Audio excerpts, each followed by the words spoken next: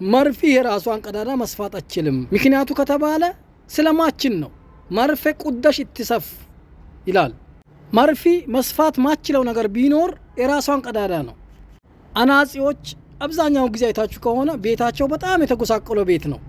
መኪና የሚሰፉ ሰዎች ራሳቸው አብዛኛው ቦታ ብታዩ ለቀዳዳ ቦታ አይሰጡም።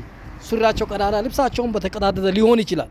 አብዛኛውን ጊዜ ሽማግሌዎች፣ አስታራቂ፣ ሀገር ምሁራን፣ የተማረ ሰው ትልቅ ሰው ነው፣ ስለዚህ ይሄን ነገር ለምን አስተካከለም የሚሉ ሰዎች ስለማይ ነው። እውነታው እሱ አይደለም። ምሁር ሆንክ፣ አዋቂ ዶክተር ሆንክ፣ ፕሮፌሰር ሆንክ መስፋት ምችለውን መስራት ምችለውን ማካሄድ ምችለውን ነገር ብቻ ነው ማካሄድም መስራትም ማሰራትም ምችለው። ለዚህ ሁሉ ምክንያቱ ምንድነው ካላችሁ ሰው ስለሆነ ነው፣ የሰው ልጅ ስለሆነ ነው። አንዳንድ የተጣሉ ሰዎችን እከሌ ምሁር ነው፣ ኡስታዝ ነው፣ ሼክ ነው፣ ትልቅ በጣም አለ የሚባል ሰው ነው ለምን አላስታረቀም ይላሉ።